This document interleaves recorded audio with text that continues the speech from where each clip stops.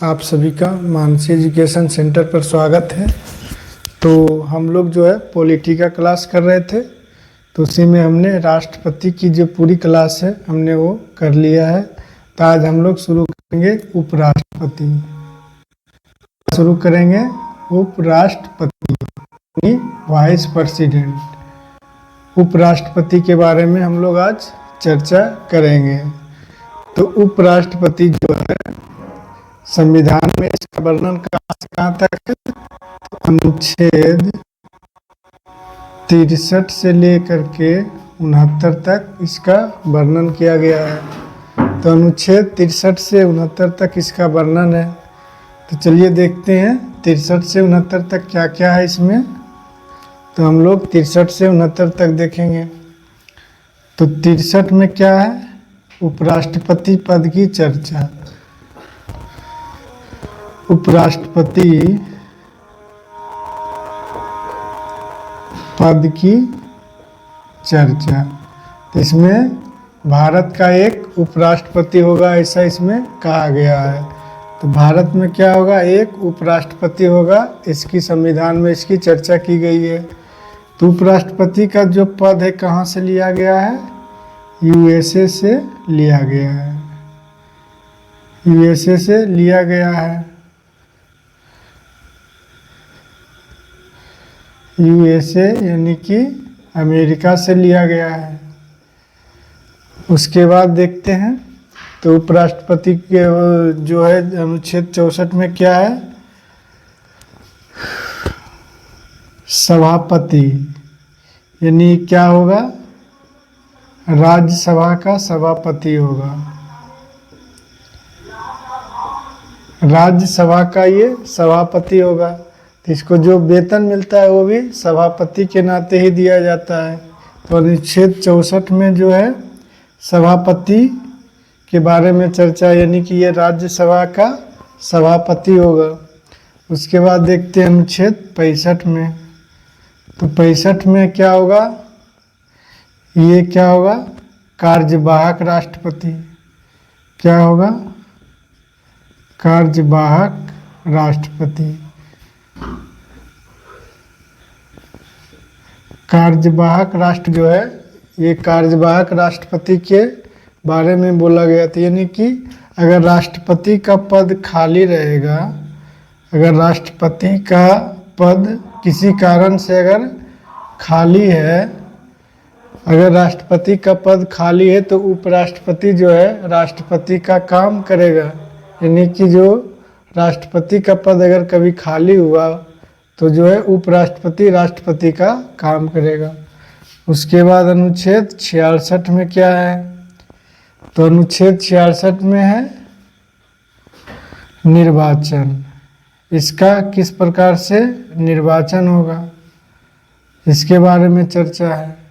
तो यानी 63 में उपराष्ट्रपति पद की चर्चा है, 64 में यह सभापति के रूप में कार्य करेगा राज्यसभा के, 65 में कार्यवाहक राष्ट्रपति के रूप में कार्य करेगा अगर राष्ट्रपति का पद खाली रहा तो।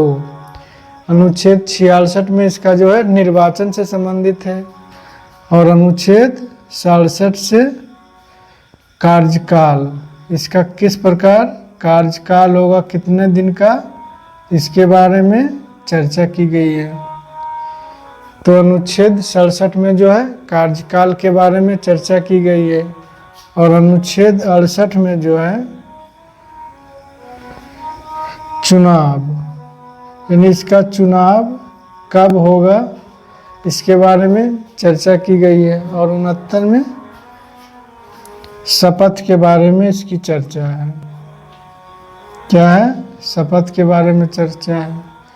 तो ये मेन काम है जो उपराष्ट्रपति का है।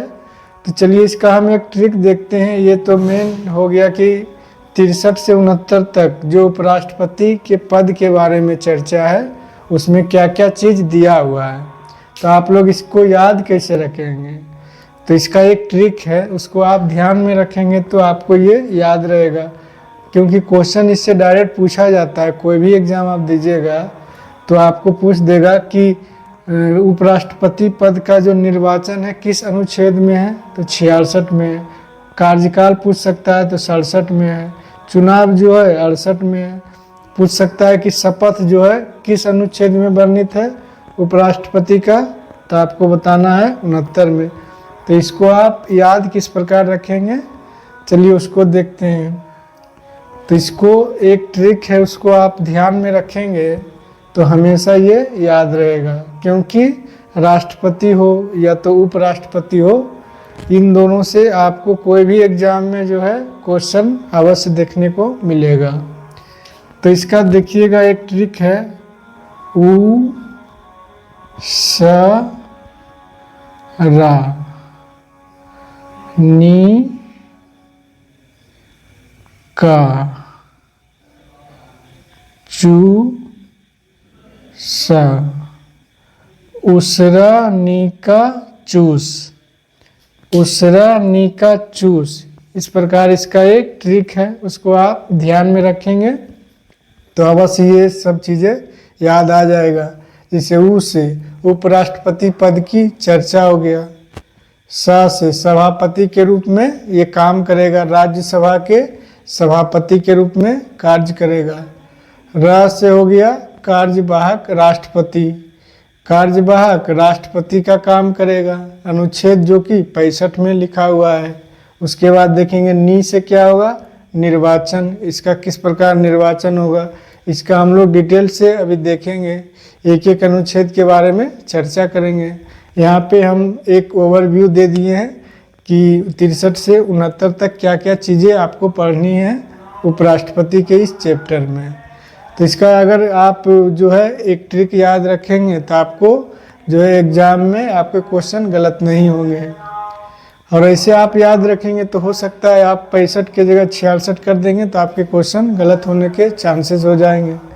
तो नी से यहाँ पे निर्वाचन का चर्चा है, और 67 में जो है कार्यकाल का चर्चा है, 68 में चुनाव किस प्रकार होगा, और 69 में शपथ के बारे में चर्चा है। तो इस प्रकार इसका एक ट्रिक हो गया। तो चलिए हम लोग एक एक करके देखेंगे। तो यहाँ पे हमने 63 के बारे में तो पढ़ ही लिया है।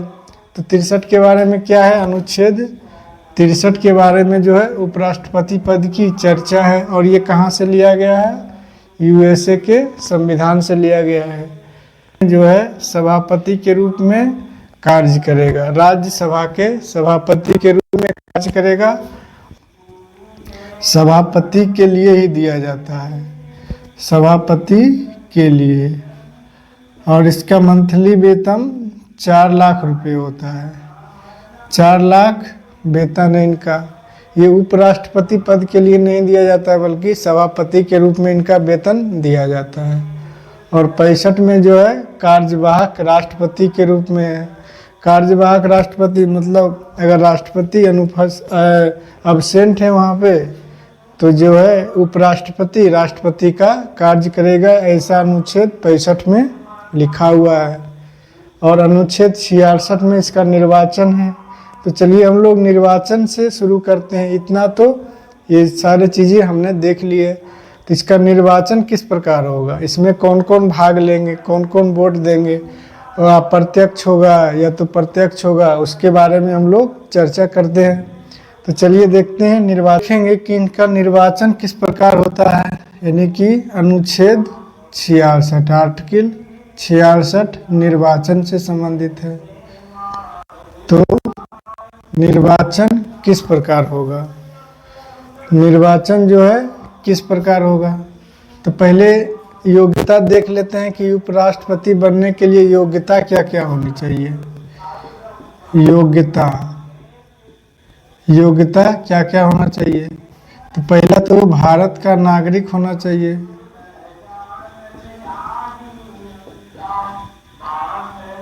नागरिक हो। और उम्र की बात किया जाए तो 35 वर्ष की उम्र होना चाहिए, भारत का नागरिक होना चाहिए, 35 वर्ष उम्र होना चाहिए। और क्या होना चाहिए, कोई लाभ के पद पर नहीं होना चाहिए, कोई लाभ के पद पर नहीं होना चाहिए। भारत का नागरिक हो, 35 वर्ष आयु हो, कोई लाभ के पद पर नहीं हो। और भी क्या चाहिए? 20 प्रस्तावक और 20 अनुमोदक। 20 प्रस्तावक होना चाहिए, 20 अनुमोदक होना चाहिए। क्या होना चाहिए? 20 प्रस्तावक यानी कि आपको तरफ से लिखित में कोई सिफारिश करे। 20 प्रस्तावक का मतलब है कि आपकी ओर से कोई आपका प्रस्ताव दे, 20 लोग आपको खड़ा होकर बोले कि हाँ ये आदमी चुनाव में खड़ा होगा उपराष्ट्रपति के लिए, तो ऐसा इसमें लिखा हुआ है। और 20 लोग अनुमोदन उसका करना चाहिए। तो 20 प्रस्तावक और 20 अनुमोदक होना चाहिए, राज्यसभा से या फिर लोकसभा से। आप देखेंगे वहाँ पे देखे थे राष्ट्रपति के रूप में कि राष्ट्रपति बनने के लिए वहाँ 50 प्रस्तावक और 50 अनुमोदक की ज़रूरत थी, लेकिन यहाँ पे देखेंगे कि 20 प्रस्तावक और 20 अनुमोदक। यहाँ पे पागल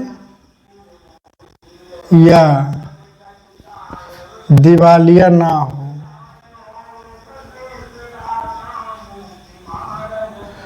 पागल या दिवालिया ना हो, तो इसके बारे में चर्चा करते हैं। पागल मतलब कि मानसिक रूप से वो पागल नहीं होना चाहिए, माइंड डिस्टर्ब नहीं होना चाहिए। दिवालियापन यानी कि बैंकरप्टी, यानी कि इतना कर्ज ना लिए हो कि वो उसका चुका नहीं पाया हो। तो इस प्रकार का आदमी जो भी है वो उपराष्ट्रपति पद के लिए खड़ा नहीं हो सकता है। तो पागल या दिवालिया नहीं होना चाहिए। 20 प्रस्तावक और 20 अनुमोदक उसके तरफ से होना चाहिए। कोई लाभ के पद पर नहीं होना चाहिए। 35 वर्ष आयु होनी चाहिए। और क्या है इसमें जो है 15,000 जमानत राशि जमा करनी होती है। 15,000 रुपये जमानत राशि कहाँ पे जमा करना होगा? तो आप राष्ट्रपति में देखे होंगे कि आरबीआई के पास जमा करना होता था, तो उपराष्ट्रपति के पद में भी सेम उसी प्रकार है। यहाँ पे भी आरबीआई के पास सिक्योरिटी यानी यहाँ पे डिपॉजिट करना पड़ता है जमानत की राशि, 15,000 रुपये की जमानत राशि। तो आप कहेंगे ये 15,000 रुपये जमानत किस लिए जमा करवाया जाता है? तो इसमें जो है 1/6 मत से कम कुल वोट जितना पड़ा, अगर उसका 1/6 मत अगर कम आया तो उसकी जमानत राशि जब्त हो जाती है। क्या होती है? जमानत राशि जब्त हो जाती है। यानी कि जितना वोट पड़ा उसका अगर 1/6 से कम आ गया किसी भी सदस्य को जो उपराष्ट्रपति में खड़े हुए हैं, तो उनकी जो है जमानत राशि जब्त हो जाती है। यानी कि उनको जो है अपमान की स्थिति कहा जाता है। अपमान की स्थिति कहा जाता है। जैसा कि आपने राष्ट्रपति में देखा था कि वहाँ भी 15,000 रुपये जमानत राशि के रूप में जमा कराई जाती थी, और वहाँ पर भी 1/6 अगर वोट कम मिले, कुल मत का अगर 1/6 से कम मिला, तो वहाँ पे भी जमानत राशि जब्त हो जाती थी और वो एक अपमान की स्थिति हो जाती है। तो इस प्रकार जो है योग्यता होनी चाहिए उपराष्ट्रपति पद के लिए। तो ऐसा यहाँ पे होगा, कैसा होगा? गुप्त मतदान, यानी कि अप्रत्यक्ष होगा। कैसा होगा? अप्रत्यक्ष होगा। आप इसको गुप्त मतदान भी कह सकते हैं, क्योंकि इसमें सीधे जो है जनता भाग नहीं लेती है। तो जिसमें जनता सीधे भाग नहीं लेती है वैसे मतदान को आप जो है अप्रत्यक्ष या तो गुप्त मतदान कहते हैं। क्या कहते हैं? गुप्त मतदान। तो इतना जो है शर्तें होना चाहिए, योग्यता होना चाहिए कोई भी उपराष्ट्रपति के लिए खड़ा होने के लिए। तो चलिए हम लोग इसके बाद देखते हैं कि इनमें इस चुनावी प्रक्रिया में कौन कौन भाग लेते हैं। तो चलिए देखते हैं इसके बाद। क्षेत्र 66 में निर्वाचन से संबंधित पढ़ रहे हैं, उपराष्ट्रपति का निर्वाचन कौन होगा। तो इनका जो मतदान होगा अप्रत्यक्ष होगा, अप्रत्यक्ष एवं गुप्त मतदान, अप्रत्यक्ष एवं गुप्त मतदान होगा, क्योंकि इसमें जनता डायरेक्ट भाग नहीं लेगी, जनता द्वारा चुने एमपी एमएलए भाग लेंगे, एमपी ही भाग लेंगे। तो इसमें कौन कौन भाग लेंगे। अप्रत्यक्ष चुनाव तो इसका होगा और इसकी प्रक्रिया क्या होगी, अनुपातिक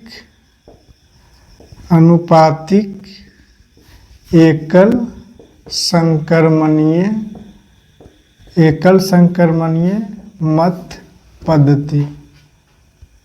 तो जिस प्रकार जो है राष्ट्रपति का यानी कि चुनाव होता था, उसी प्रकार इनका भी अनुपातिक एवं एकल संक्रमणीय मत पद्धति के द्वारा होगा। तो इसके बारे में हमने तो चर्चा किया था राष्ट्रपति की क्लास में, तो चलिए थोड़ा सा यहाँ पर भी इसके बारे में चर्चा कर लेते हैं।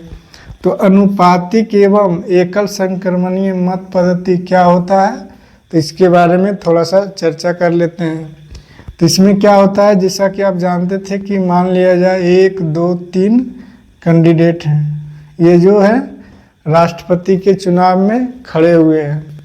कितने हैं, 1 2 और 3।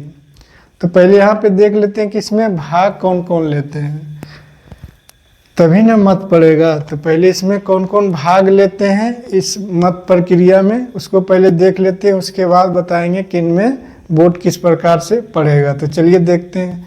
तो इसमें जो आप जानते हैं कि मान लिया जाए ये हाउस है, इधर है लोकसभा और इधर है राज्यसभा, इधर लोकसभा इधर राज्यसभा। तो लोकसभा और राज्यसभा दोनों सचित एवं कुल मनोनीत सदस्य, यानी कि इसमें जो भाग लेंगे कौन कौन लेंगे, लोकसभा और राज्यसभा के दोनों सदनों के निर्वाचित हों या मनोनीत हों, टोटल इसमें भाग लेंगे।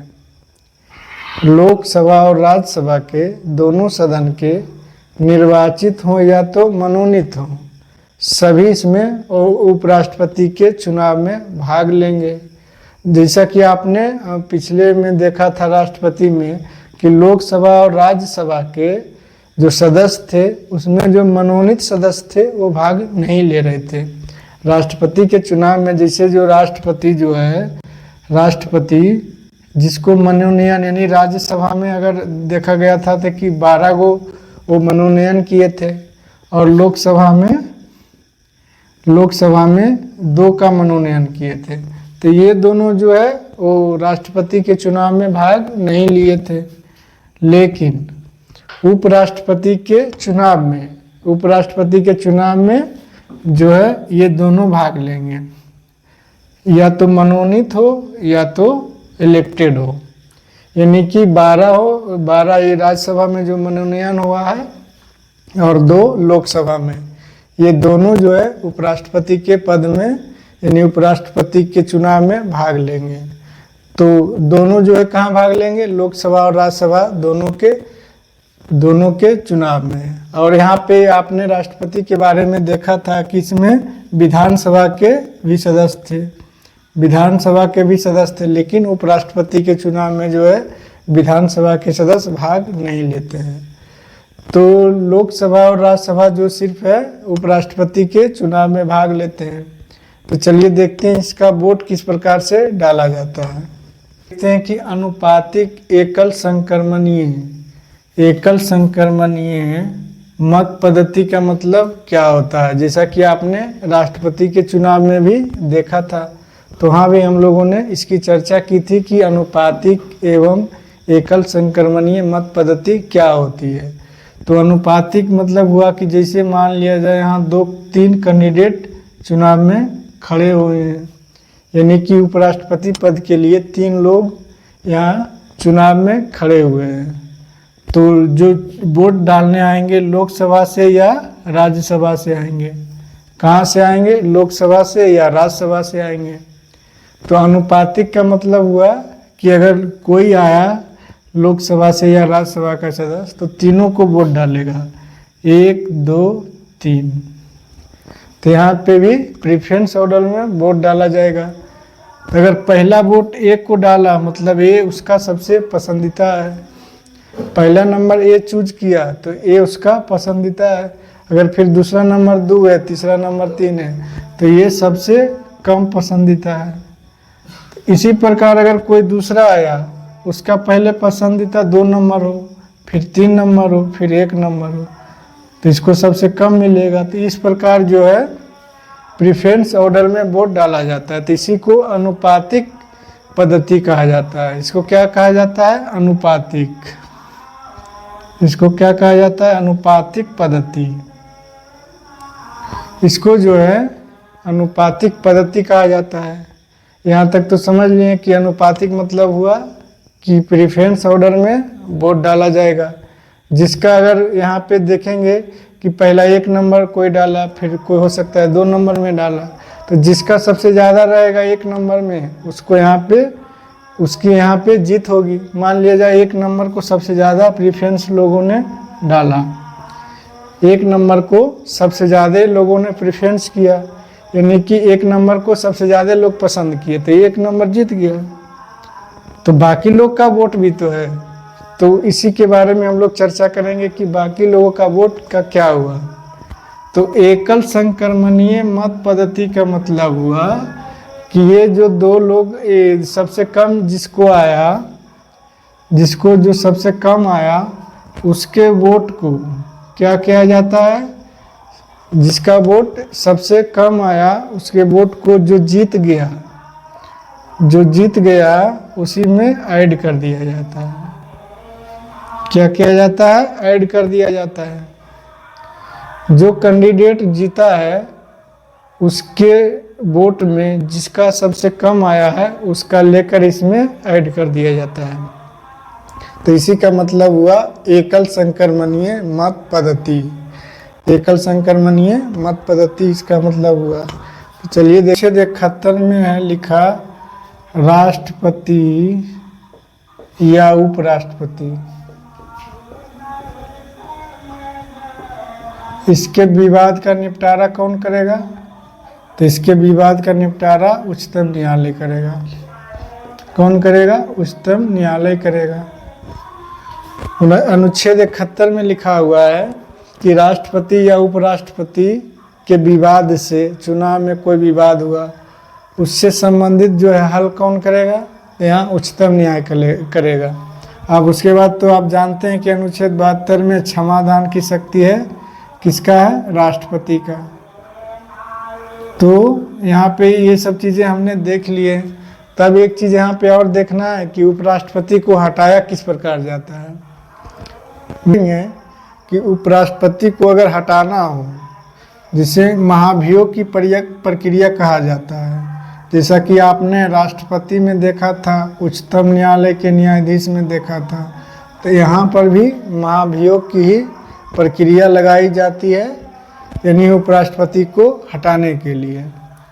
तो महाभियोग किस प्रकार लगाया जाता है, तो चलिए इसके बारे में पहले देखते हैं। तो जैसा कि आप जानते हैं कि 2 सदन होता है, इधर लोकसभा है, इधर राज्यसभा है। लोकसभा, राज्यसभा, तो आप एक जानते होंगे कि सभापति होता है। सभापति कहाँ का, राज्यसभा का। राज्यसभा का सभापति होता है उपराष्ट्रपति। सभापति कहाँ का होता है, राज्यसभा का। तो अगर हटाने की प्रक्रिया पहले लगाई जाएगी तो इसमें नियम क्या है कि कोई भी सदन का 1/4 सदस्य यानी कि 25%, पहले 25% उसका प्रस्ताव देना होगा लिखित। कितना देना होगा, उस सदन का 1/4 सदस्य प्रस्ताव देना होगा, उसके बाद ही दूसरे सदन में उसका प्रस्ताव जाएगा। तो जैसे अगर जब भी हटाने की प्रक्रिया चालू होगी उपराष्ट्रपति की, तो कहाँ से चालू होगी, उपराष्ट्रपति का जो है हटाने की प्रक्रिया जो है जब भी चालू होगी, कहाँ से? राज्यसभा से होगी। कहाँ से? राज्यसभा से। आप देखे थे राष्ट्रपति में कि कोई भी सदन से शुरू हो रहा था, लोकसभा से या तो फिर राज्यसभा से, लेकिन उपराष्ट्रपति में ऐसा नहीं है। उपराष्ट्रपति में जब भी प्रक्रिया शुरू होगी तो कहाँ से होगी? राज्यसभा से होगी। कहाँ से? राज्यसभा से होगी शुरू। तो राज्यसभा से कितने सदस्य इसको पहले पारित करेंगे? पहले प्रस्ताव के लिए 1/4 सदस्य चाहिए। कितना? 25%। 25% सदस्य चाहिए। इसका कितना चाहिए? 25% इसका प्रस्ताव देना चाहिए कि उपराष्ट्रपति को हटाना है। कहाँ से देगा? राज्यसभा से देगा। फिर इसको पारित करने के लिए 2/3 सदस्य चाहिए, मतलब कि 66% सदस्य इनके खिलाफ होना चाहिए, यानी इनके खिलाफ वोट देना चाहिए। राज्यसभा से पहले तो इनको 1/4 सदस्य 25% जो है इनको हटाने का प्रस्ताव देना होगा। उसके बाद पारित करने के लिए 2/3 सदस्य चाहिए। कितना चाहिए? 2/3 सदस्य, यानी 66% मत चाहिए हटाने के लिए। उसके बाद अगर पारित हो जाता है तो राज्यसभा से मान लिया जाए पारित हो गया, तो उसके बाद क्या होगा? उसके बाद लोकसभा जाएगा। ये कहाँ जाएगा? लोकसभा जाएगा पारित होने के लिए। लेकिन यहाँ पे जो है लोकसभा जाने से पहले क्या होगा? 14 दिन पहले 14 दिन का समय दिया जाएगा। 14 दिन का समय क्यों दिया जाएगा? उपराष्ट्रपति को बताया जाएगा कि आपको राज्यसभा से यानी कि बहुमत से पारित कर दिया गया है महाभियोग की प्रक्रिया के लिए। आपके जो है आप अपने बचाव में कुछ कहना चाहते हैं तो आप कहिए, ठीक है, कि हाँ हमने ये नहीं किया। महाभियोग की प्रक्रिया क्यों लगाई जाती? क्यों? उन्होंने कोई संविधान में ऐसे काम किए होंगे जो कि अच्छा नहीं लगा होगा, या तो कुछ ऐसे काम किए होंगे जो कि सदन के लोगों को या तो देश के लोगों को अच्छा नहीं लगा, इसलिए तो हटाया जा रहा है। तो इसी के लिए उनको अगर एक जो है सदन से पारित हो गया है हटाने का प्रक्रिया, तो दूसरे सदन में जाने से पहले जो है 14 दिन का उनको समय दिया जाएगा कि आप 14 दिन का समय लीजिए और अपने बचाव में अपनी बातों को आप रख सकते हैं।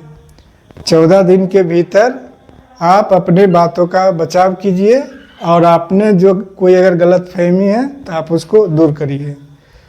तो उपराष्ट्रपति अगर हो सकता है नहीं कर पाए, ऐसा भी वो कर पाए लेकिन नहीं भी कर पाए। लेकिन एक चीज़ आप लोग जान लीजिए कि यहाँ पे महाभियोग जो है, महाभियोग अभी तक भारत में ना तो राष्ट्रपति और ना ही उपराष्ट्रपति किसी पर भी नहीं लगा है। आज तक जो है महाभियोग की प्रक्रिया भारत में ना तो राष्ट्रपति पे लगा है ना ही उपराष्ट्रपति पे लगा है। तो इसलिए यहाँ पे 14 दिन के लिए यहाँ पर भी टाइम दिया जाता है। तो राष्ट्रपति को भी जैसा कि दिया गया था, जैसे देखे थे आप कि राष्ट्रपति को भी जो है इधर लोकसभा इधर राज्यसभा था, तो राष्ट्रपति के लिए तो कोई भी सदन से उनको पारित कर दिया गया था। आप इधर से भी या इधर से भी पारित करवा दीजिए। लेकिन उपराष्ट्रपति के केस में ऐसा नहीं है। उपराष्ट्रपति के लिए आपको जब भी कराना होगा तो पहले राज्यसभा से कराना होगा। तो लोकसभा और यहाँ पे राज्यसभा था, तो राष्ट्रपति तो कहीं से भी इसके लिए पारित कर दिए। तो यहाँ पे आपने राष्ट्रपति के बारे में देखा था कि अगर लोकसभा से मान लिया जाए 2/3 सदस्य अगर पारित हुआ तो राज्यसभा में जाने के लिए उनको 14 दिन का टाइम मिला था राष्ट्रपति को। अगर राज्यसभा से पारित हुआ है तो लोकसभा के लिए जाने से पहले 14 दिन का टाइम मिला था राष्ट्रपति को अपनी बात को रखने के लिए। तो उसी प्रकार यहाँ पे उपराष्ट्रपति को जो है 14 दिन का यहाँ टाइम दिया जा रहा है कि आप अपनी बात को रखेंगे। तो अगर मान लिया जाए वो अपनी बात को नहीं रख पाते हैं तो लोकसभा से भी उनको 20% मत से उनके खिलाफ वोट दे दिया कि नहीं हटना चाहिए। तो राज्यसभा से पारित हो गया, लोकसभा से पारित हो गया, तो यहाँ से महाभियोग की प्रक्रिया यहाँ पे लग जाएगी और उपराष्ट्रपति को यहाँ से हटना पड़ेगा। तो इस प्रकार जो है उपराष्ट्रपति का निर्वाचन, महाभियोग और उनके चुनाव में कौन कौन भाग लेते हैं, ये सारे चीज़ें हम लोगों ने देख लिया है। तो चलिए आज की क्लास हम लोग यहीं रहने